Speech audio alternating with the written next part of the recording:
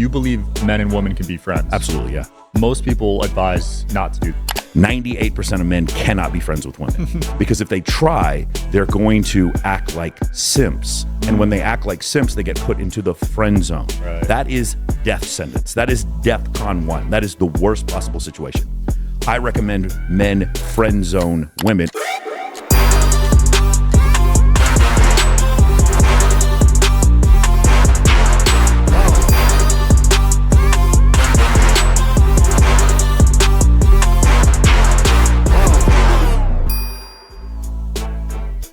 Ladies and gentlemen, we're back on the Digital Social Hour. Got a recurring guest. Doesn't happen often. Michael Sartain is back in the building. How's it going? What's going on, man? It's good to see you. Listen, man, I got in a lot of trouble for the stuff I said on your previous episode, so I did something right.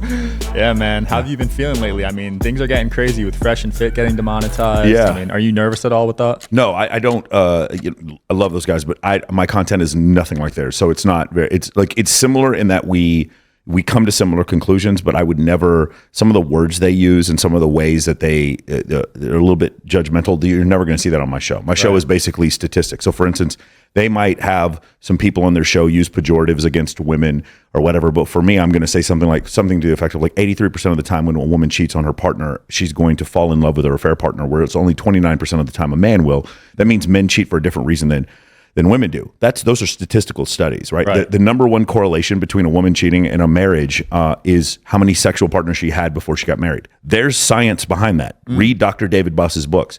When I say that, though, it makes people angry, but you're not going to cancel me for that because what I just said is documented by the foremost evolutionary psychologist on the planet. So I think that's kind of where we differ, is that I just stick to the science and I try to keep my opinion out of it. So I'm not super worried about it. I do make some people mad, though. I will tell you that. I actually make people more mad because I substantiate every single thing I say. I think that makes people more angry because when you're entrenched in your own position, and I haven't really given you, because you're not arguing against my position, you're arguing against, statistics and science. It makes people very angry. It's like, well, I can find a survey that'll say anything.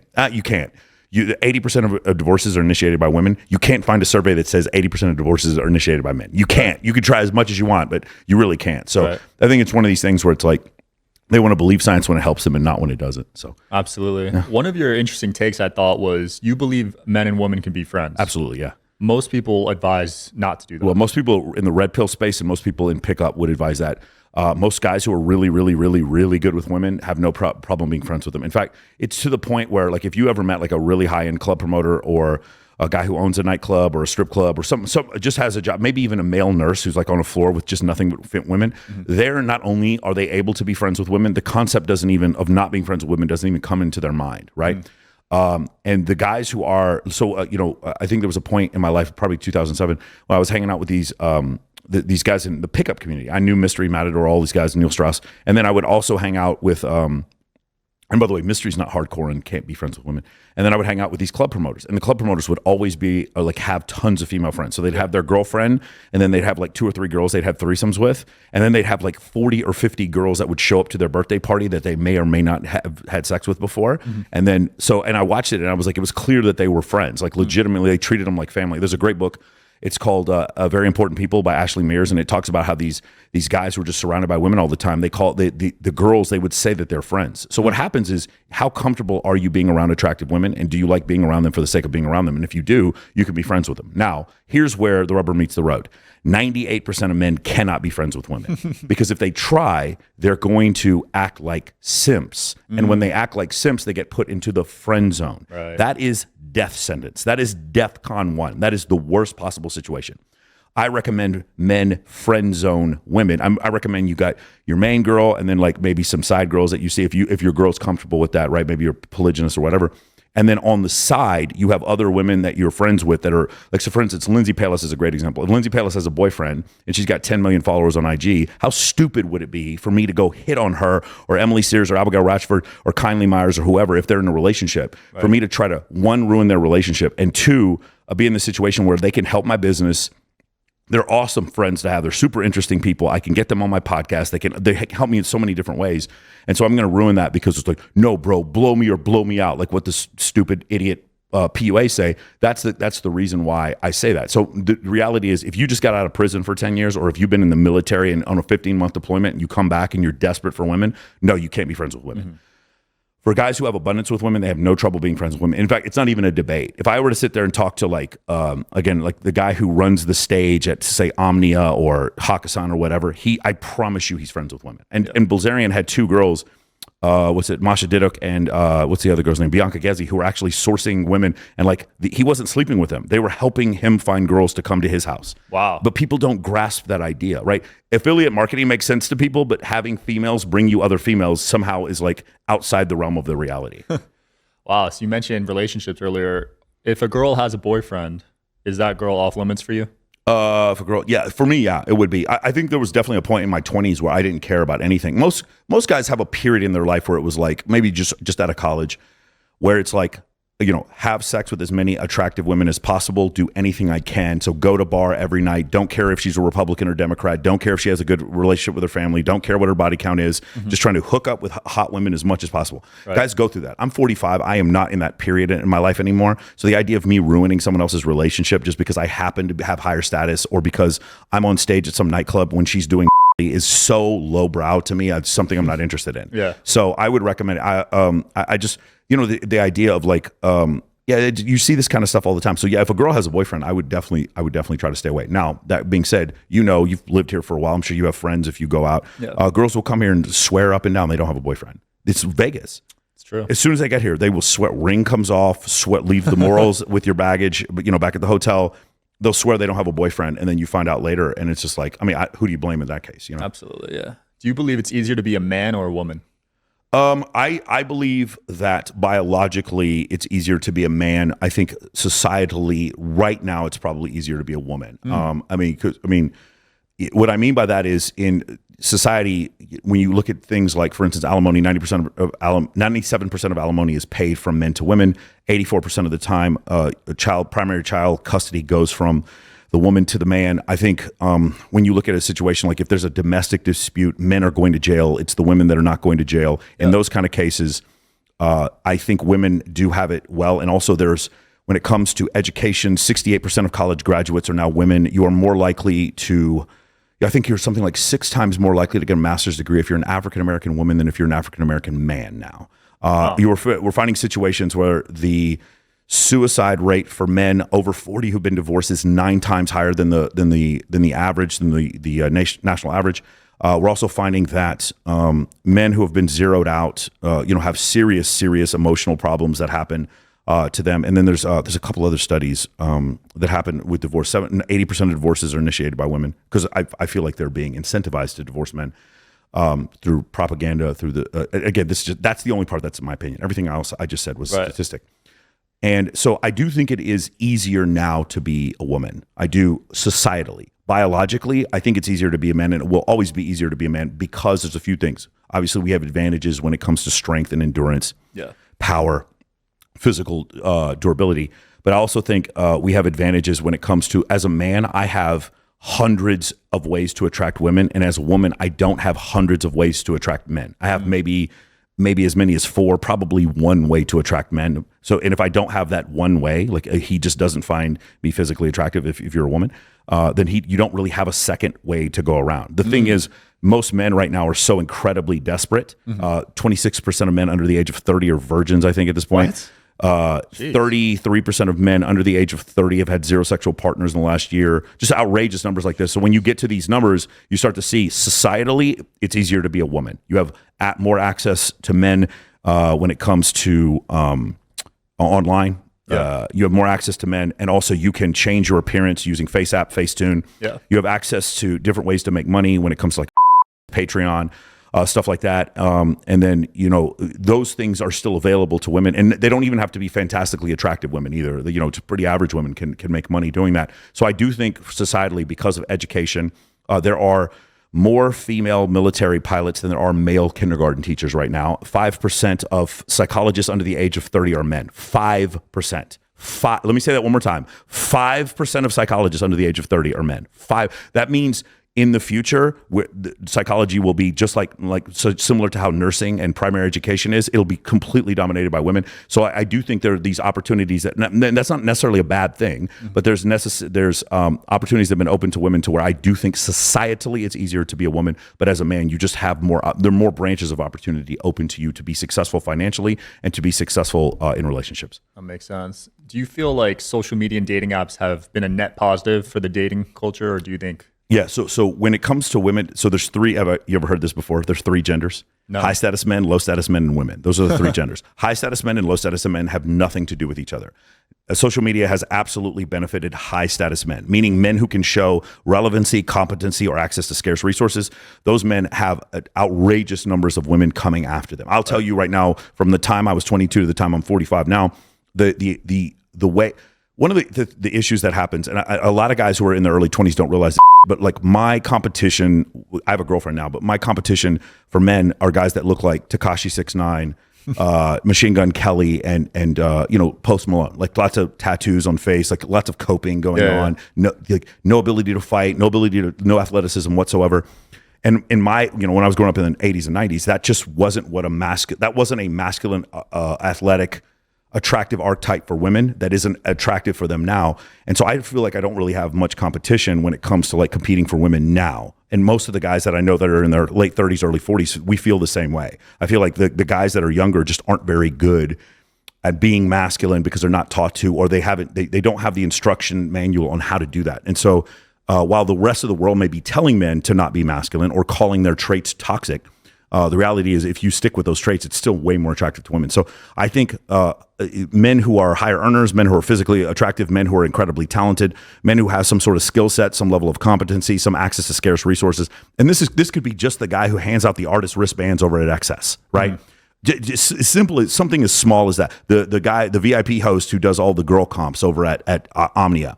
Just simple as that. Just small access to scarce resources. Those guys, social media has absolutely benefited. Right.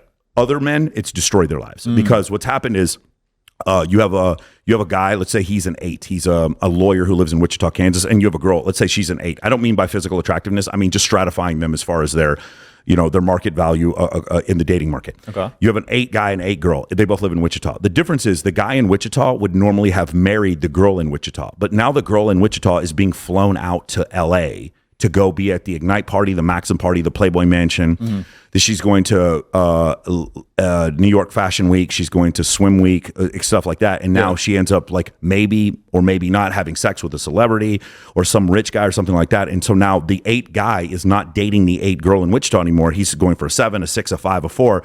And so the average guy is now being decimated by the high status man. And so what you're finding now is that the middle class for men is sort of disappearing because of social media. There is no average social media. There's incredible social media or you're garbage. That's it. And it sucks. It really does suck. Like with your stuff, like you're posting your podcast, right? Yeah. Well, that shows competency and relevancy. You have relevant guests on and you're competent at doing a podcast.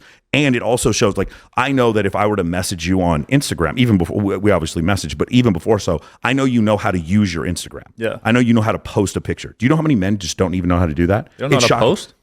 You'd be walk around Walmart sometime and then ask yourself, who's these men? And then ask a guy who's stocking the shelves at Walmart. It's like, do you have an Instagram account? Do you have a Twitter? Do you have anything? They're like, no, we don't have anything. You're just going to find that it's just like all social media has done is bifurcated men into two. It's increased the bifurcation, meaning it's made one species of high status men and another species of low status men. And I would say the split is like 84-16. Like 16% of men would be above that status poverty line, and then the other 84% would be below it. I just legitimately, I have clients come to me all the time. They've been divorced, and then getting them back in the dating market is so much harder now because on Tinder, Bumble, and Hinge, I believe, are garbage.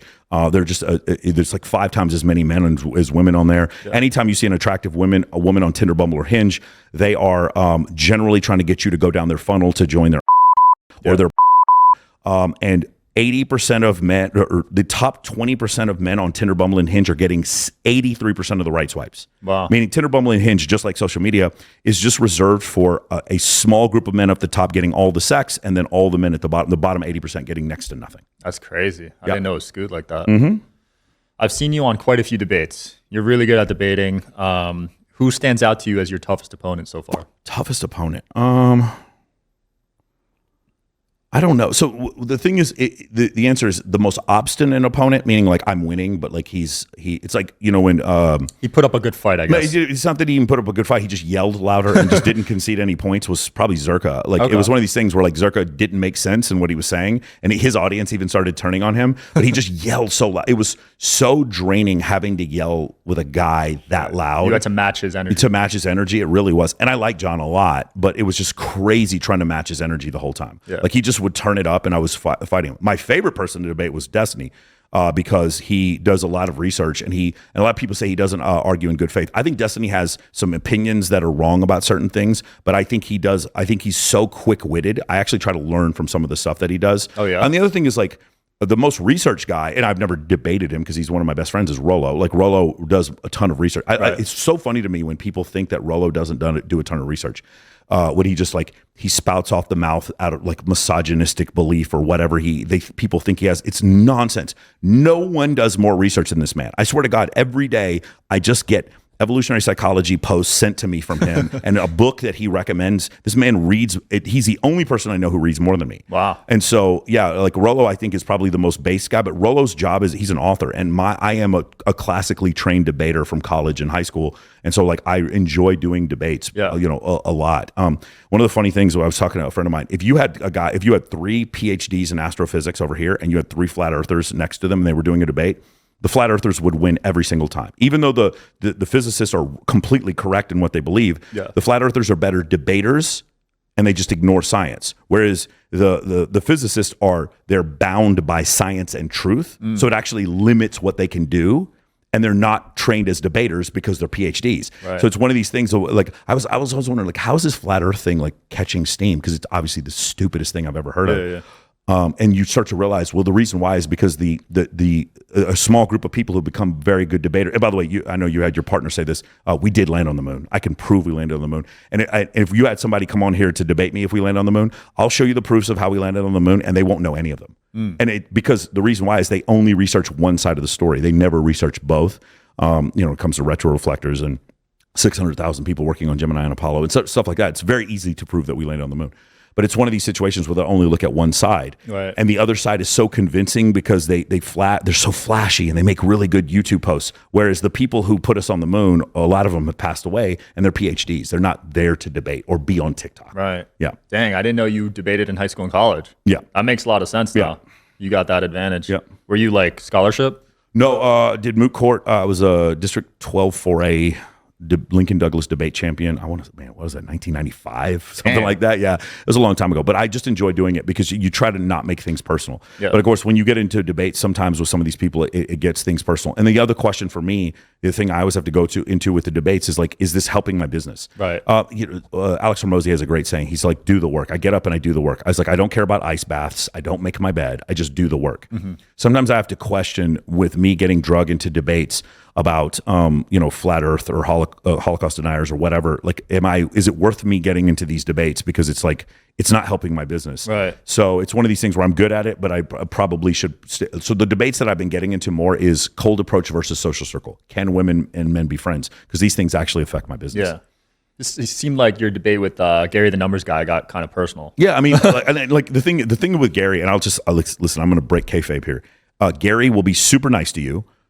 Then he'll come on there and he'll make things a little bit personal and he'll take jabs at you that are just like ridiculous. If he'll get 55 things in a row wrong, he'll get one thing right, and then he'll just claim total victory.